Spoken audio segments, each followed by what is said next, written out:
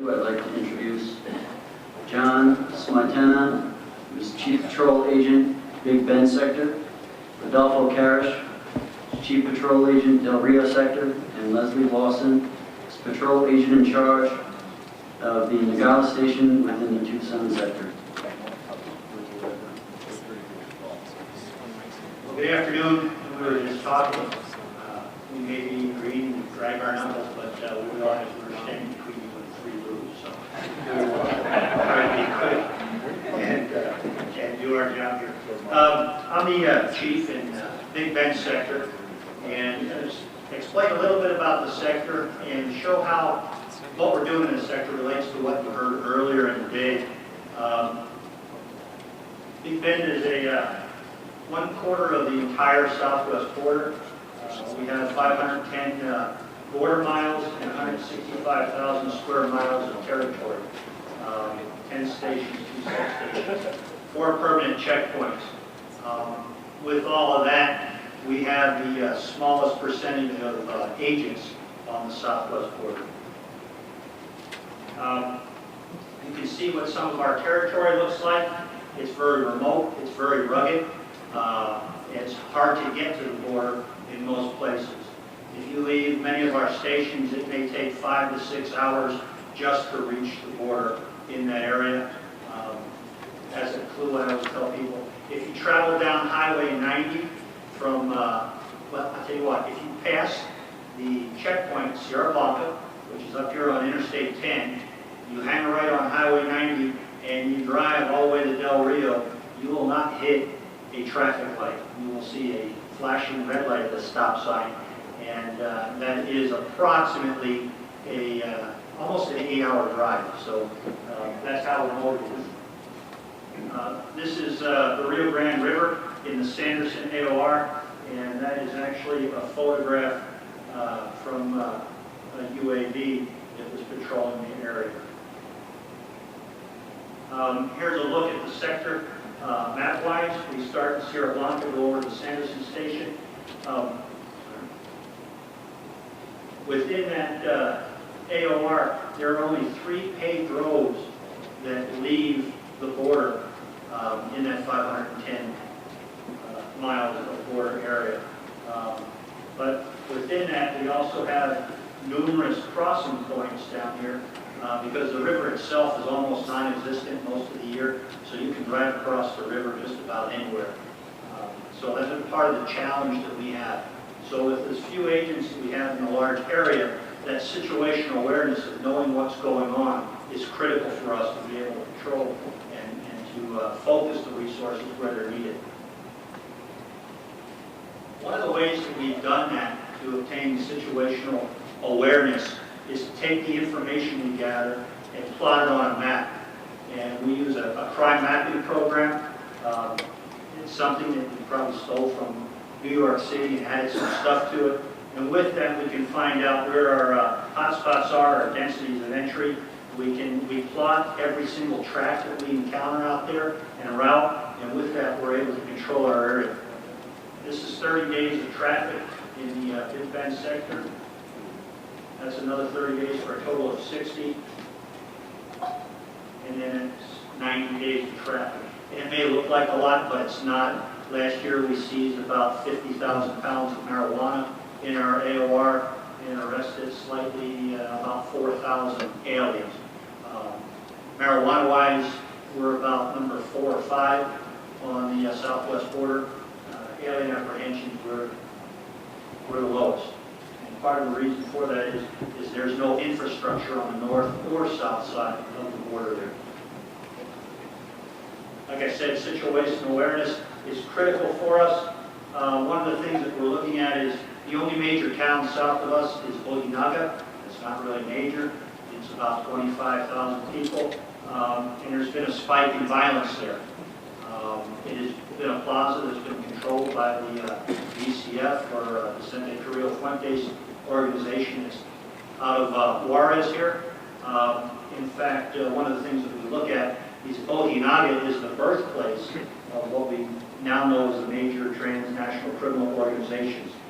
That's where Pablo Acosta came from. Some of the people that worked on his staff included the Vicente Carrillo Fuentes and his brother Amado back in the day. One of the things that we work very hard to do is work with our Mexican partners, particularly Smietana or the Mexican military, and they provide us information which we also plot geospatially.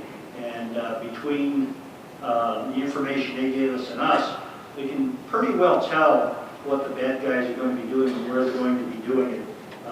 For a small rural area, this is just some of the violence that has occurred in Mexico there. One of the things that the professor talked about today was infrastructure and stuff. What concerns us is that the infrastructure on the Mexican side of the border is going to be increasing, and it's not going to be kept up with on the U.S. side. So there will be access to the border in Mexico, but no access to the border on the U.S. side. There's a new port of entry that's opening in Boquillas. We were talking earlier today, the State Department about biometrics. This particular port of entry will be a completely remote port of entry. You're going to need WITI compliant documents. You'll come in, you'll be scanned, and you'll actually talk to people here in El Paso at the Office of Field Operations Command Center.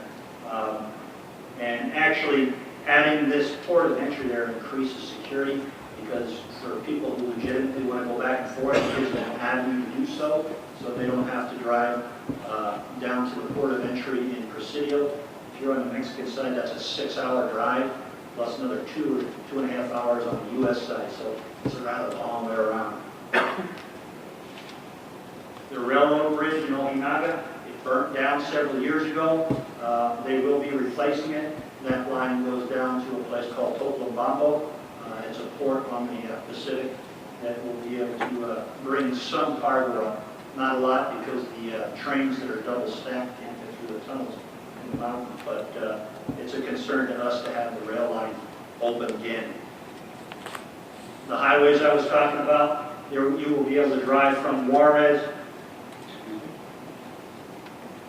along the border all the way down to Ojinaga, and then it'll continue down through Musquis and be able to get down to Acuña in the Del Rio area. So that'll be right along the border there, and that will give the opposition the ability to move laterally there that they don't currently enjoy.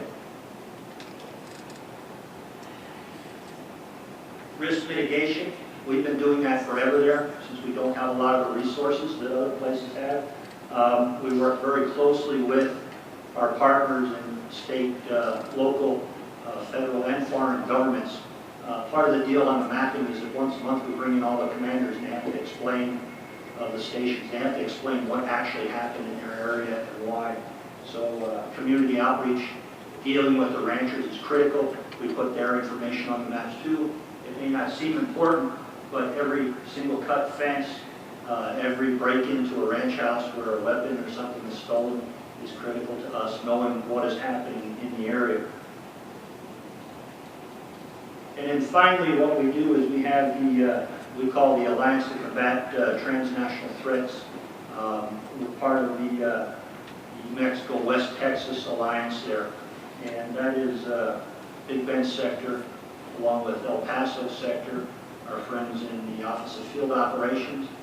On that council is also the SAC of the FBI, DEA, ICE, HSI, ERO, the Texas DPS, Air Marine, a whole bunch of us. We get together once a week, and part of our deal is to examine the intelligence that's out there, and then collectively we decide upon what is the greatest risk, and then we all put resources toward that risk. We've all donated resources to have a full-time staff working at, and I think that is one of the reasons why the El Paso area is one of the safer areas in the country that's right on the border. I think it's a model for a lot of places to follow. We get along very well, and we handle all our problems at that table. And with that, I will defer to my my colleagues here. I don't know how well they're coming.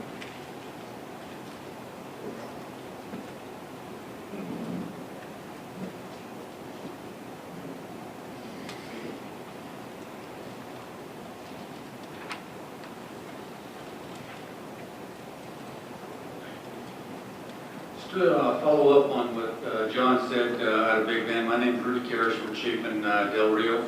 And up here on the PowerPoint, the slides, actually, you'll see some photographs of the different patrol functions that we have in Del Rio, from ATV operations on the line, motorized patrol, traffic checkpoints. We have 6 interior traffic checkpoints.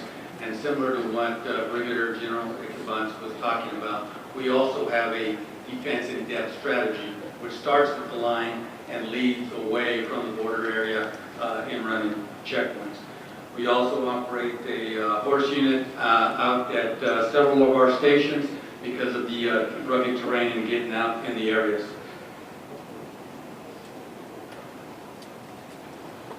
There's a sector map of Del Rio. We have 9 stations and 1 substation. Our substation we have a substation that we have out in Del Rio is Abilene Station, out close to Dallas. That's how far out we go. We have 210 miles of border area that encompass 4 border counties, Terrell, Valverde, Kinney, and a portion of Maverick. Our operations, of course, abut up against Big Bend sector, and our seam area with Laredo encompasses our sector boundaries.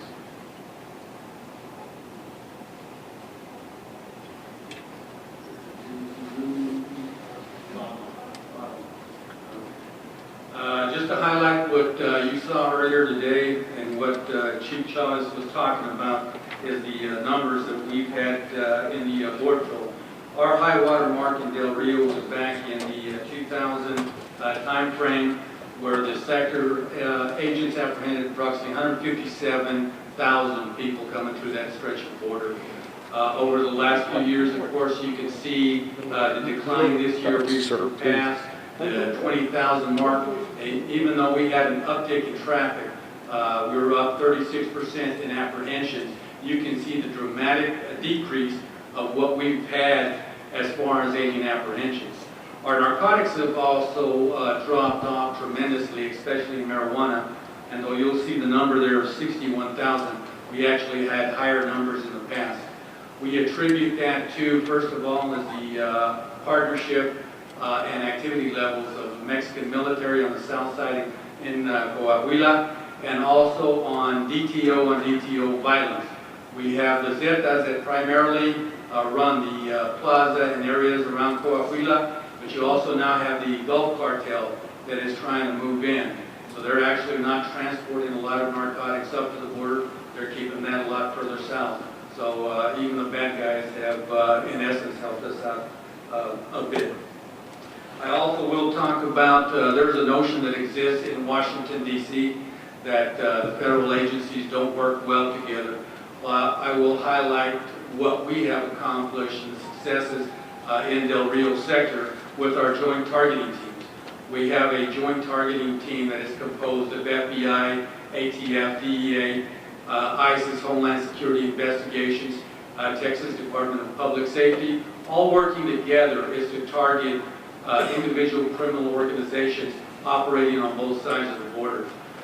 These JTTs will pick out high-value targets, and they'll go after financial, they'll go after the organization's infrastructure, that'll include vehicles that they use, stash houses, and will also rely on us for terrain denial.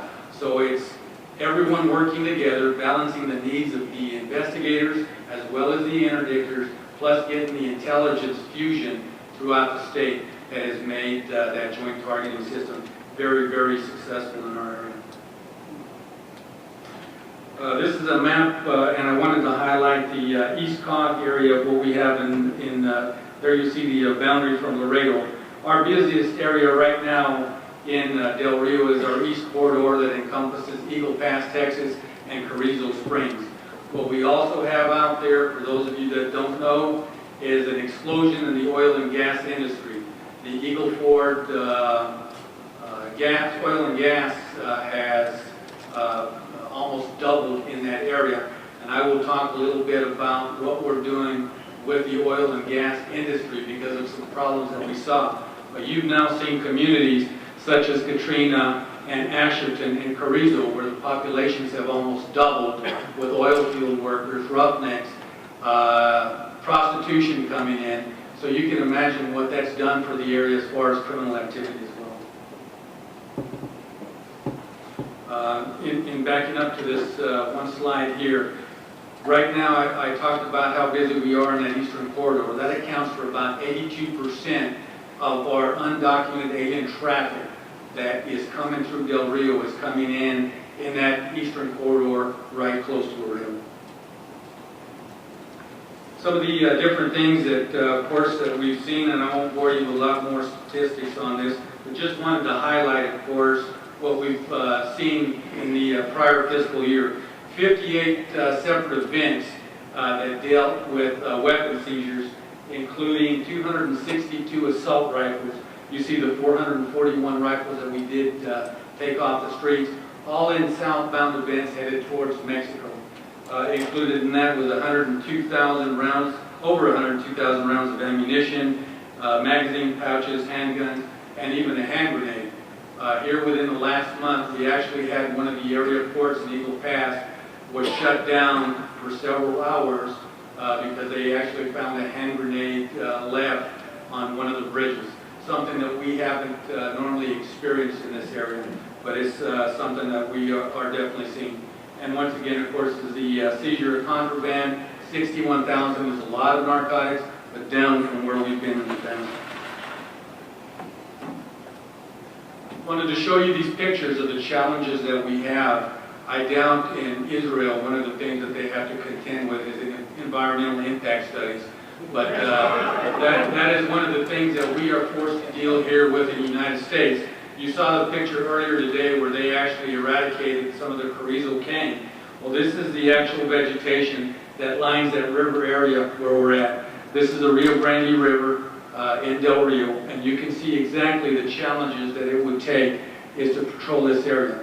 Fixed towers, of course, don't work for us because all the bad guys have to do is move a couple of miles down the river as it winds, and we lose sight. So we are constantly looking at the technology aspect of what we can do. Because right now, we're out here on the border in force, whether it's on airboats, whether it's agents on patrol, but you can imagine trying to get into this area out here with all of this vegetation, and all very high. We do normally use air support. I have tactical control of 8 helicopters in Del Rio, and we also do get UAS support out of Corpus Christi from the Office of Air Marine.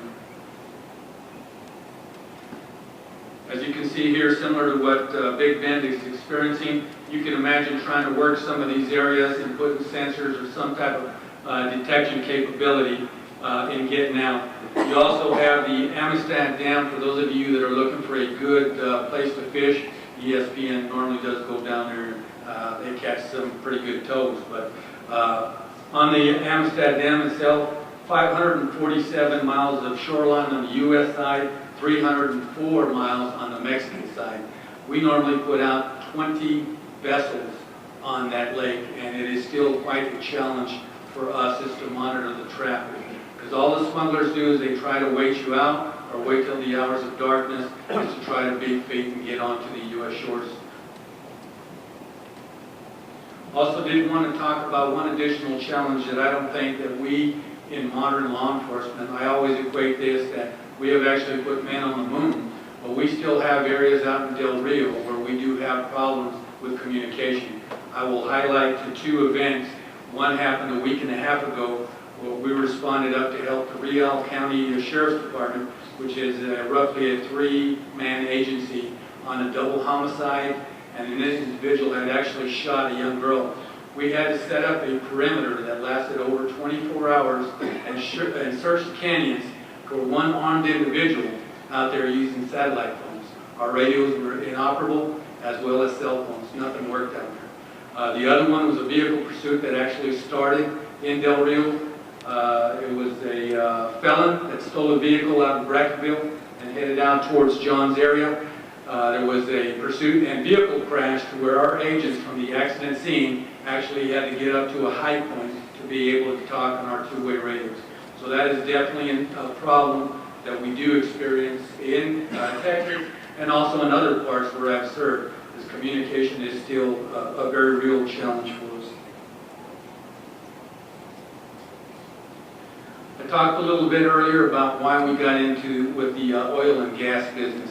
You'll see in the following pictures, you'll see some cloned vehicles.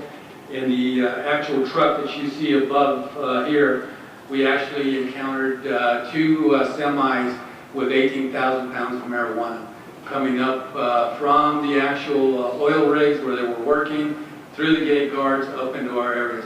So they're getting very good at cloning these vehicles. You can see the different uniforms. These are all illegal aliens that have different uniforms, whether they be from Halliburton or other different types of companies.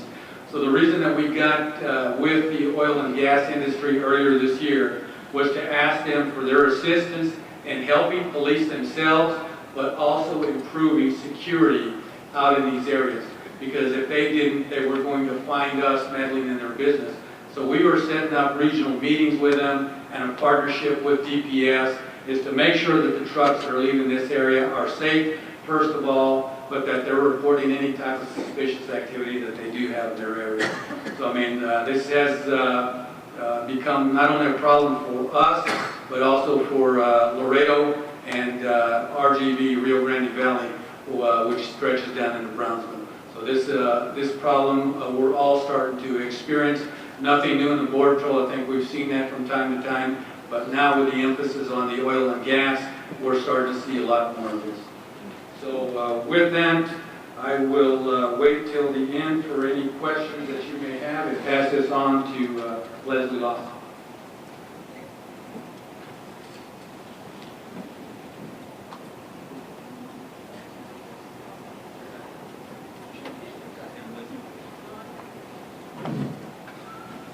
Trying to decide who's more technically challenged here.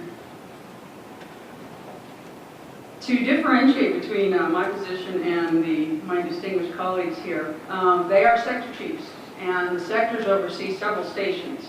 I'm a patrol agent in charge, so I am only responsible for one station. Hallelujah and praise be.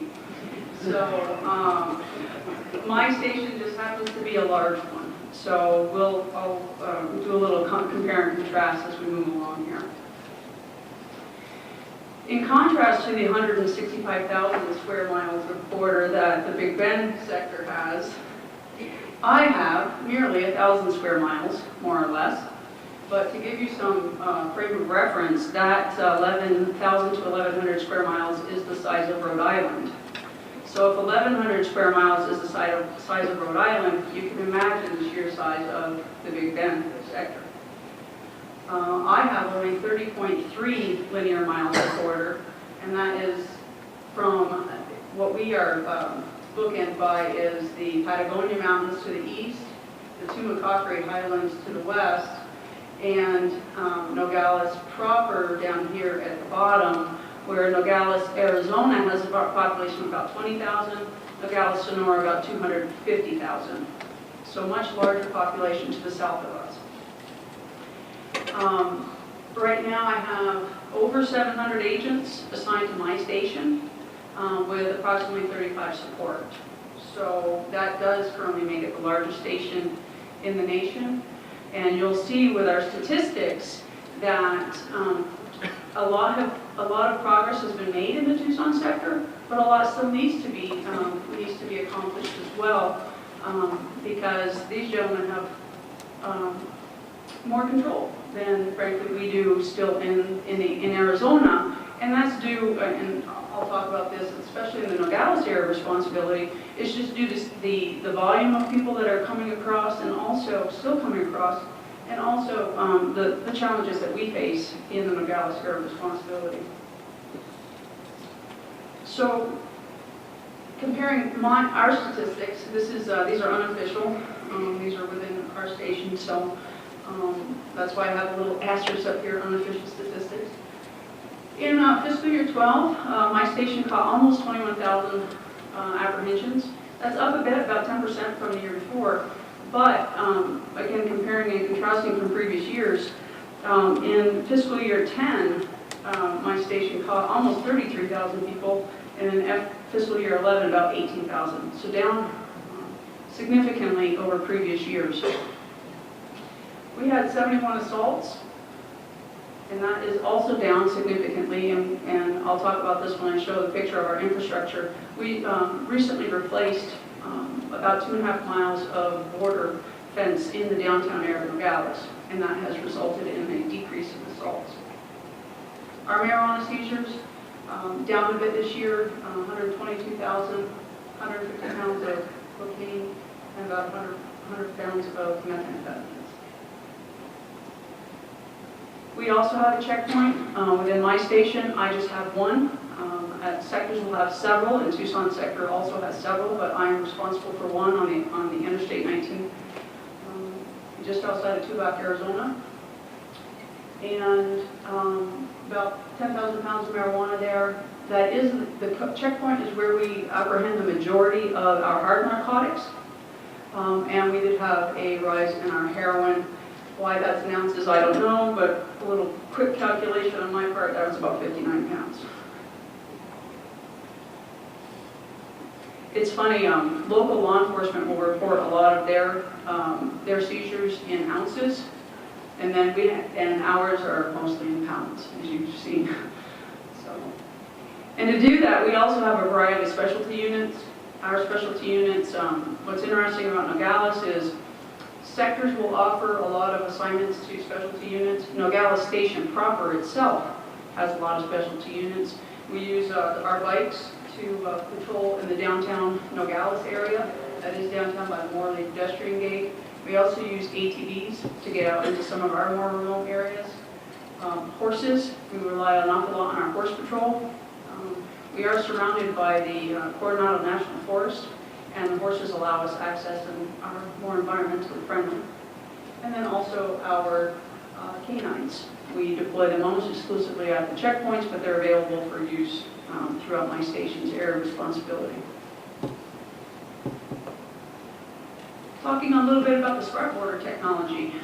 Nogales does have several different pieces of smart border technology. We currently deploy several mobile surveillance systems trucks. We rely on them heavily. They're deployed 24 hours a day. Scope trucks as well. For us old timers, all we had were scope trucks, and they only stayed out at night, and we also use the MSSs all day. Right now, we deploy almost 500 sensors in our area of responsibility, and then we also have several remote video surveillance cameras as well.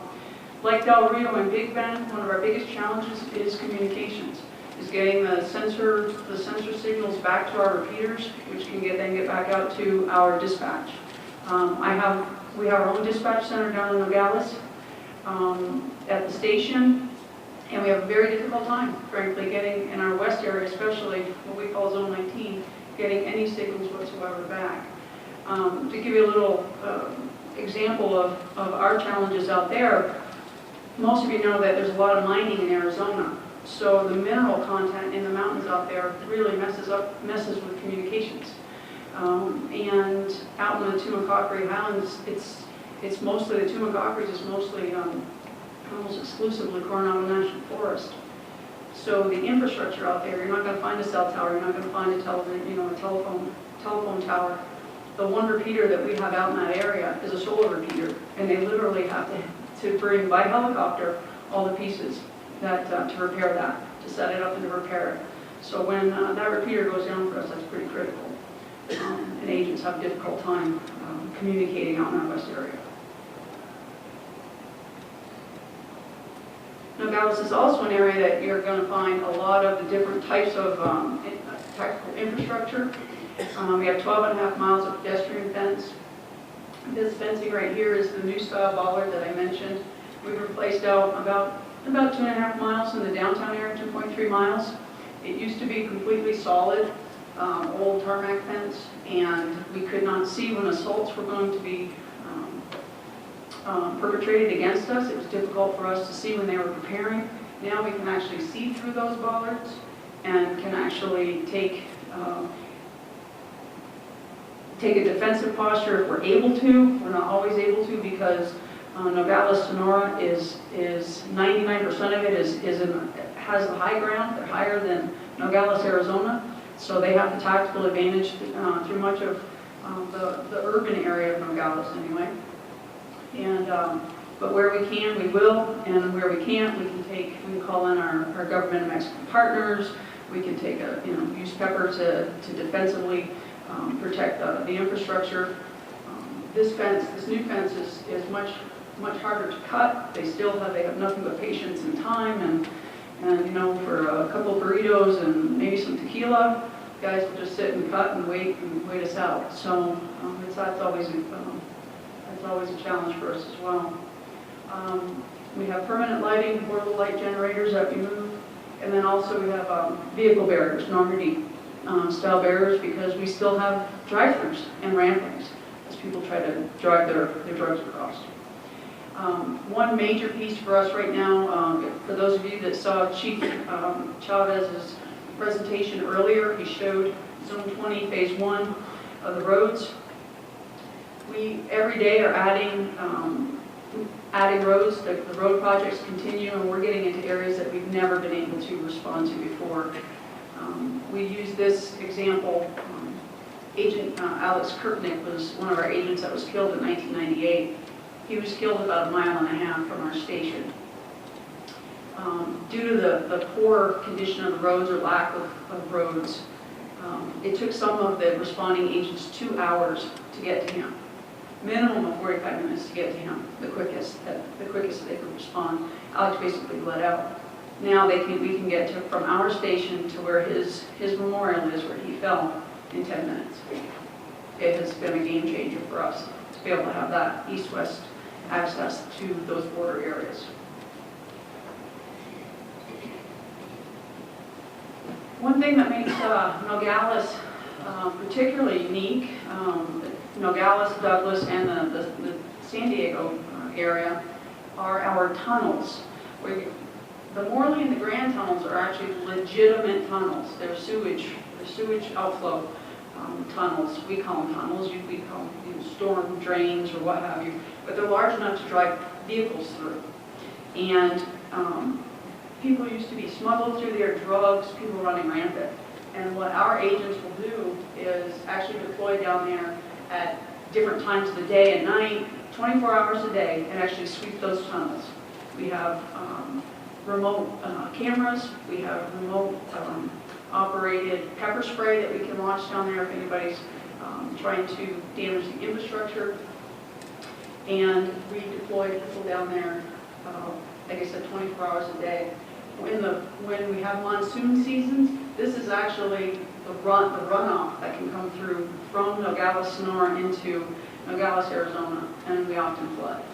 So it's can be very, very dangerous, but through about 3/4 of the year, relatively dry, and they will smuggle through here. So our bike unit will go down on a regular basis, find people and drugs.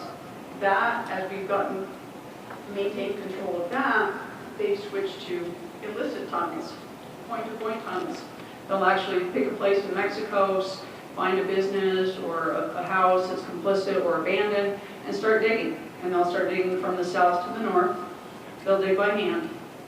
They'll use jackhammers, unemployed miners. It's a big mining area.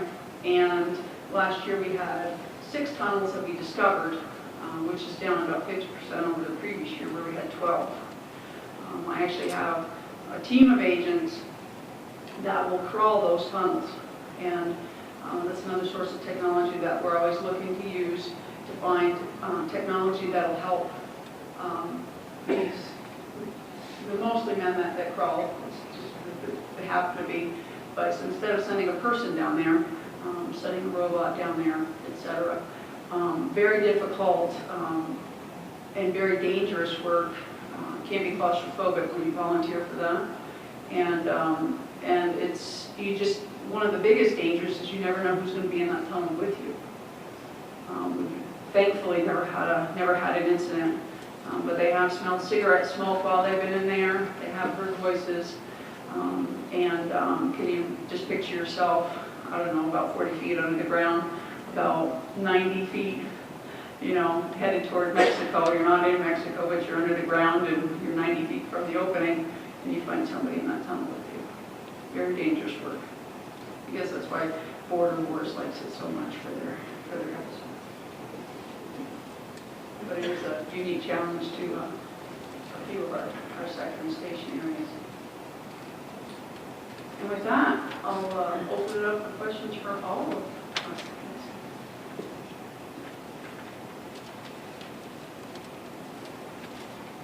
Thank you all three for the presentations. One of the common themes that you had is trouble with communications in certain conditions. If you have a establishing permanent communications, it's one thing. But all three of you talked about the missions that you were out on that were debilitated because of the inability to communicate. Have you thought about putting up airborne repeaters to the UAVs that you now have access to? Well, that's a possibility, except the amount of UAVs is limited. We may have a UAV in our area once or twice a year. So that's really not an option with the given CDP resources that we have.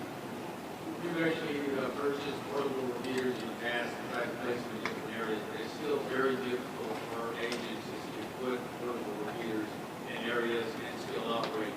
But most of the time they're going to be on foot. So let's say we're successful in working on a vehicle, but then when you get on a handheld unit, it becomes even more difficult. I know there are some states that use the trunking system that's made that capability better for them, but there's still going to be dead areas on the border where you're not going to have any type of communication. And we even share with other departments. We have access to all the sheriff's departments and the DPS in the area. So we share frequencies in an emergency. You can use one of those. But even with that, we are very, very limited because it's just so large and so remote. The other thing is the geography with the mountains the way they are. It blocks repeater signals and radio signals. From the station level, certainly the agents on the ground, when we have a bird overhead that's supporting us, typically for us a helicopter will come in, and they do use that as in the moment as a mobile repeater for us because they have the overwatch. So we've been using those as mobile repeaters for years. It's just whether it's a dedicated aircraft for us or we're sharing with another station.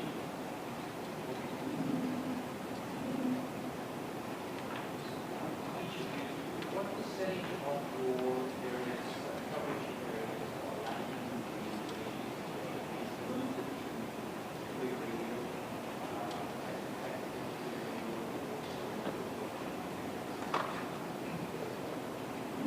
I think that's going to be unique to each individual area. For us, it's everything.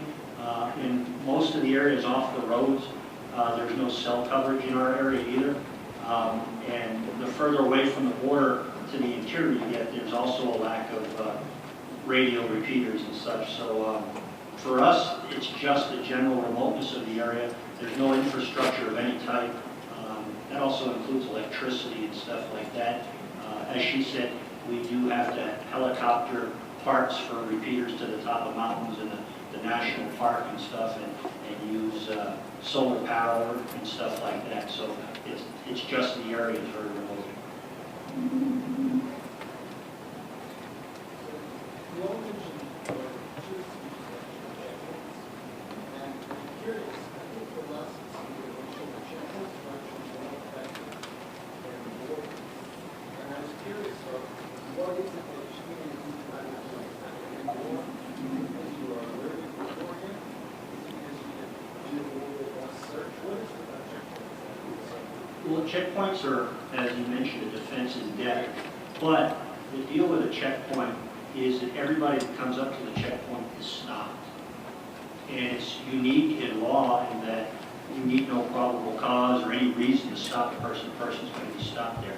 So while they do that, you get to talk to the individual, and you also have a canine unit available. So it's a very controlled environment. And it's critical to controlling that infrastructure of the highway, because without being able to control that highway, you're going to have the smugglers just driving down the road. And I don't want you to get the perception perception that it's the traffic that we're more successful at checkpoint. We actually are more successful online, but that checkpoint acts as that deterrent to the individual. We catch a lot of narcotics coming through there because now we channel that route of egress away from the border to one location. We have our canines in pre-primary, so every vehicle that's coming out there is getting intercepted with that dog. I mentioned in mine that we're seizing the majority of our hard narcotics coming through the checkpoint. And the fact is, and I don't know if any of our OFO counterparts are here, they're constantly trying to penetrate the border through the ports of entry. So that the checkpoints act as a backstop, defense in depth to the port as well, because you can secrete drugs so well that a dog is going to have a very difficult time, and so are our equipment. So is our equipment, right? Our VACAs, any of our X-ray machines. So that gives us a second bite at the apple, if you will. So typically, we don't find people backpacking the hard narcotics. They're willing to backpack marijuana because they're able to lose some of that to us catching them at the line. They're very, very careful with hard narcotics. Hard narcotics are going to be deep concealments. They're going to be body carriers. They're going to be much more careful with the smuggling of those, and that checkpoint acts as basically for the port the only backstop they have. At checkpoints, is what you do after that? Is it mostly border bound or inland bound? Our checkpoints are northbound. Further question of Ben? I'm from here in El Paso, and a while ago, our county judge, Veronica Escobar, was able to be on a panel in Congress, I think it was one of the Senate committees, to talk about border violence and the border. It always strikes me interesting, or it's very interesting that the relative safety in the El Paso region, and then now hearing from Del Rio and from Big Bend, in contrast to what's going on in Arizona. And it seems to be much more aggressive, a different dynamic. So is there a difference? If there is a difference, why do you think there's a difference? And how does your response, in your response, do you approach it differently? And if you do, how do you decide how to address your own specific sectors? I think, first of all, for all of the criminal organizations that operate on the border, it's a business. It is not their intent to want to harm U.S. citizens. It's not their intent to actually want to harm U.S. law enforcement. I think they fear for that response. But I will also say this. I think that a lot of the times, communities along the entire Mexico border get a bad rap. Because when I was in Yuma, Arizona, as the deputy chief out there was a lot of U.S. citizens that went to San Luis to shop, went there for medical treatments and stuff, and it was completely safe. Now, being from El Paso, I probably wouldn't venture into Juarez today, just like I wouldn't venture into Piedras Negras opposite Eagle Pass. So there are cities like Nuevo Laredo that you probably want to avoid, but it's not that way across the entire border. I think sometimes the media sensationalizes some of the problems that exist down there, but it's no different than any major large city in the United States. If you look for violence, it's going to find you. And that's the experience that I've found there on the border. Yes, there are some areas that make it extremely tough for us to work in, but we also have areas out there where we do not have problems. And I'd like to comment on Arizona, because it's the plaza, and John mentioned the plaza, and who controls the plaza. And you can predict the violence in Mexico dependent upon who's fighting over what plaza. It's all about real estate. Again, it's all about business. So if there's no one fighting over the plaza, you're not going to have violence on that section of border in Mexico.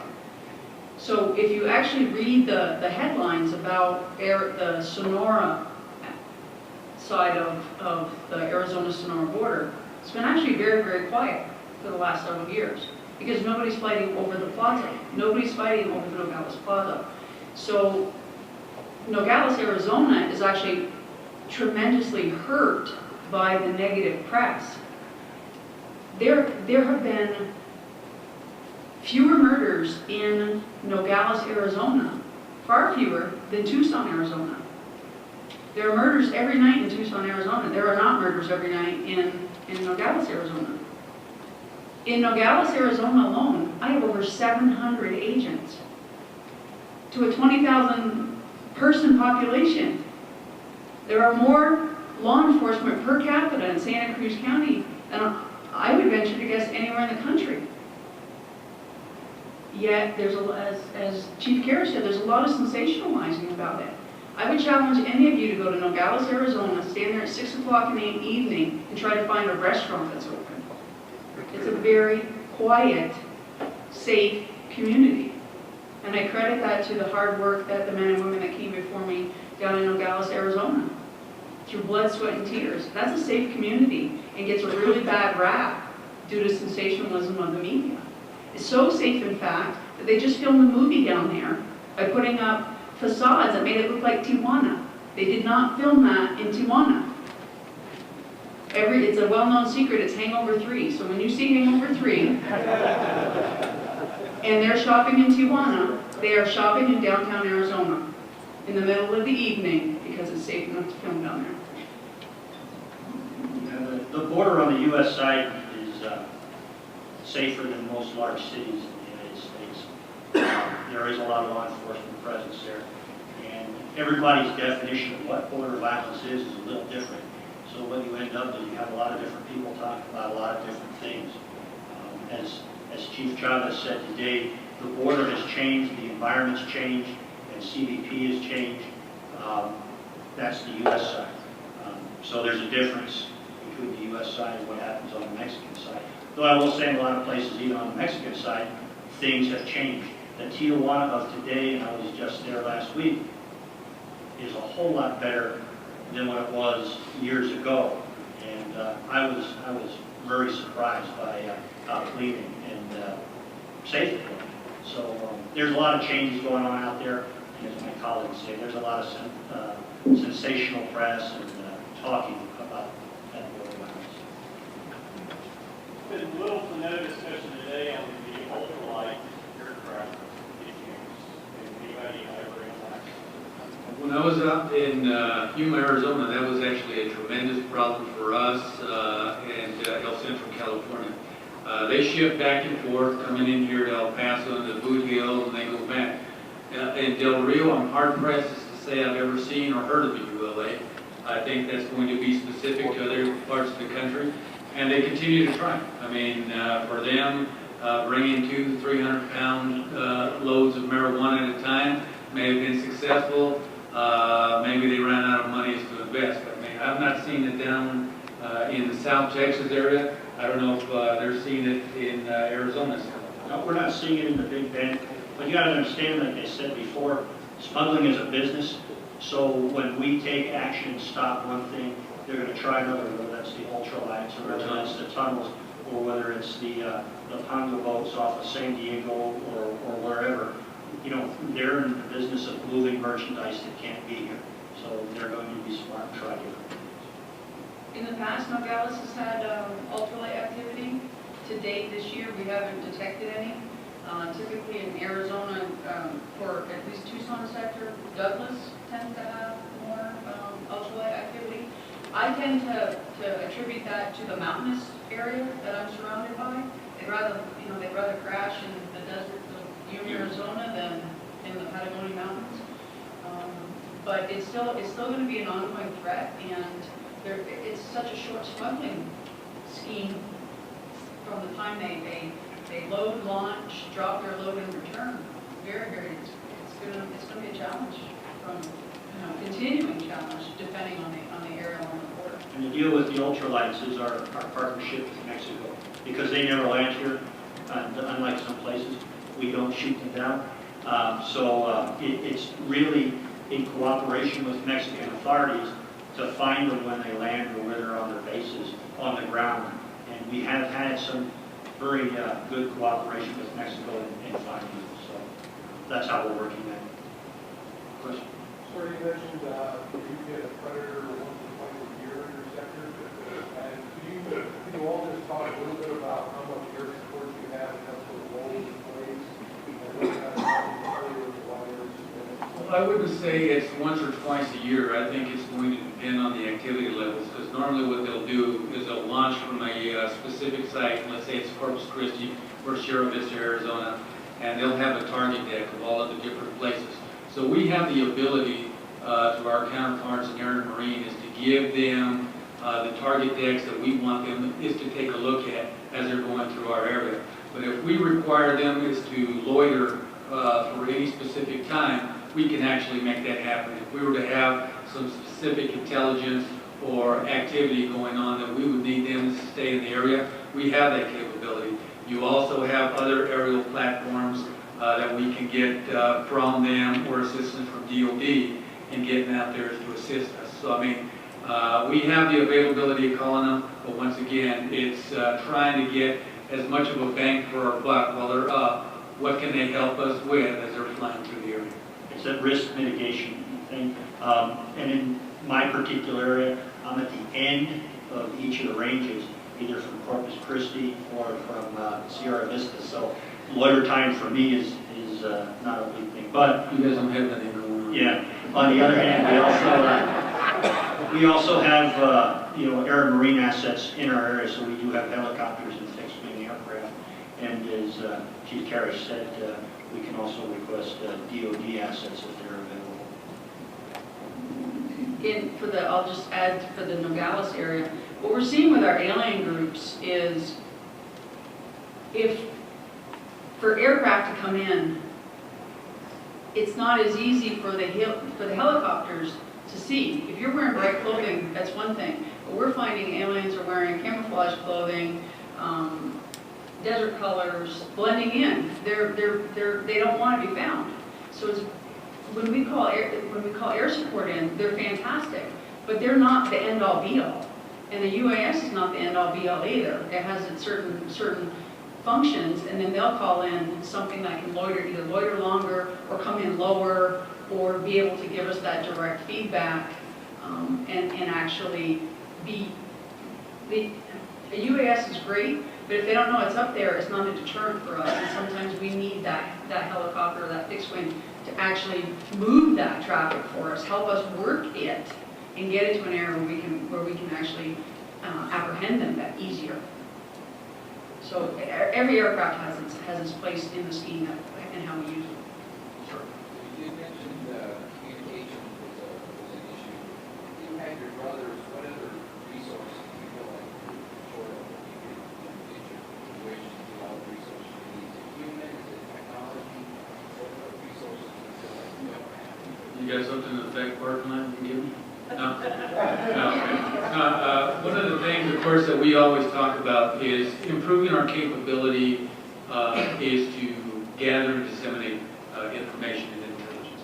I think that's a cornerstone of what we're doing nowadays, and that's why I talked a little bit earlier about the joint targeting teams. It's what can we do, what type of information can we get from the assets.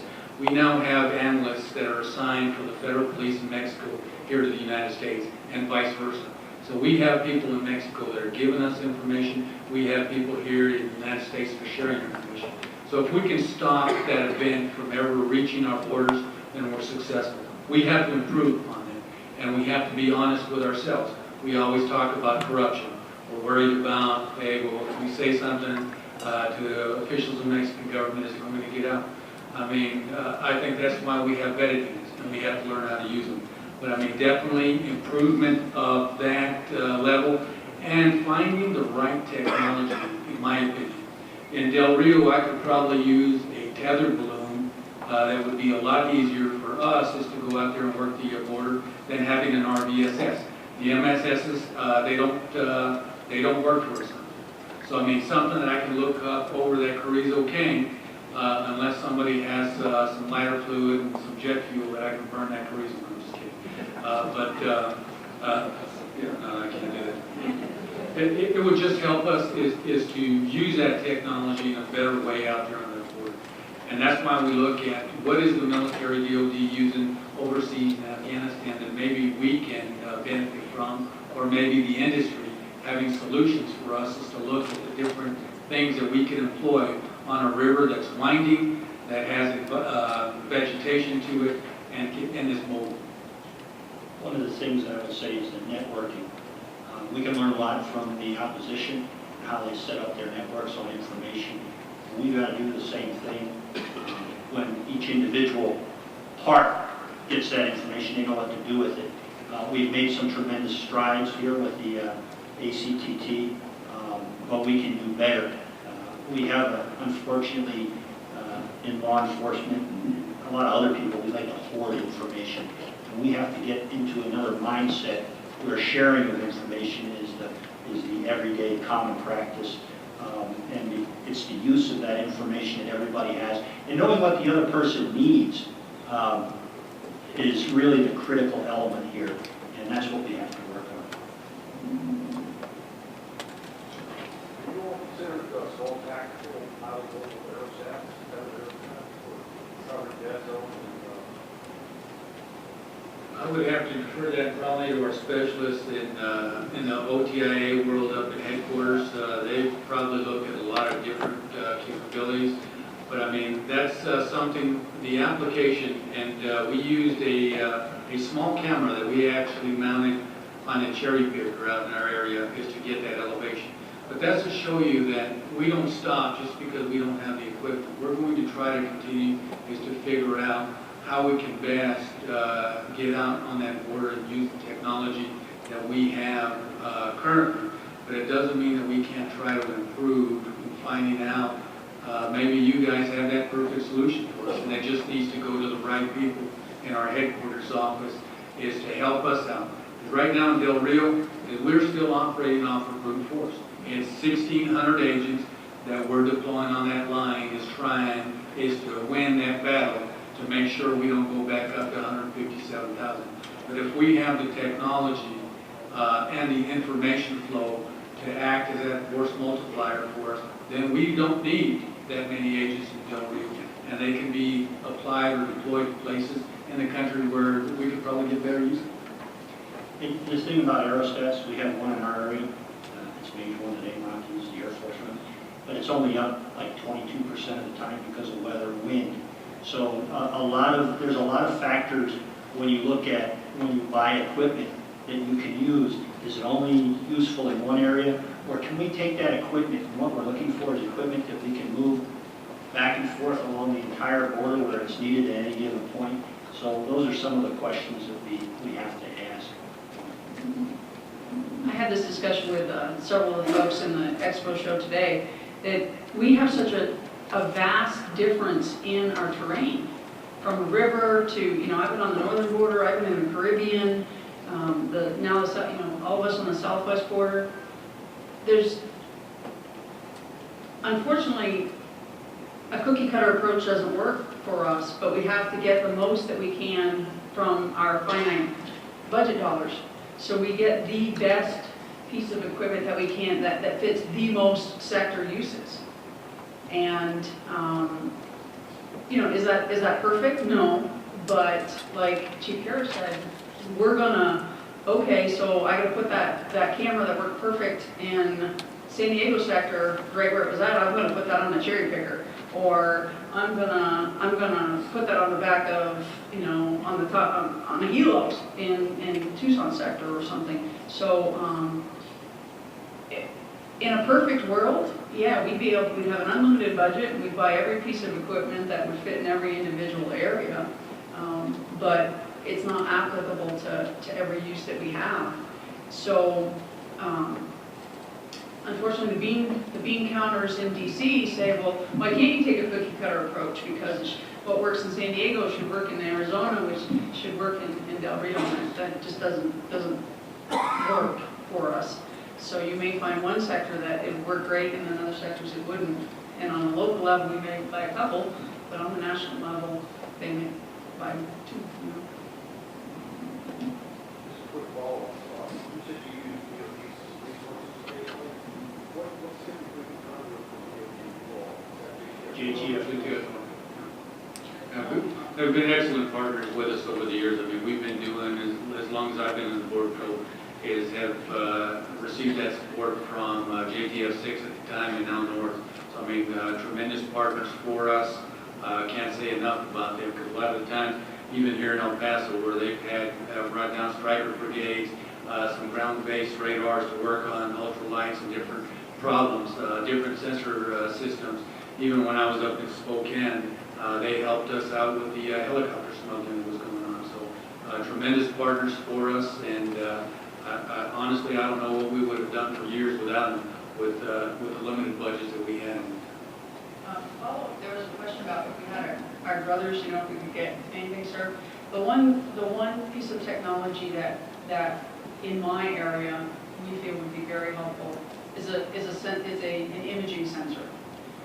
Not necessarily a dedicated aircraft where you got to have, you know, man hours where the pilots have to rest or what have you.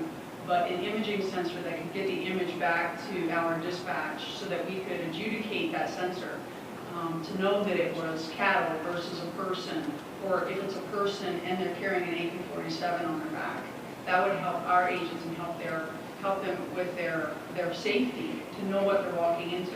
Because right now with the sensors, you know, the technology that we have, we know that a sensor hit, and for approximately how many hits.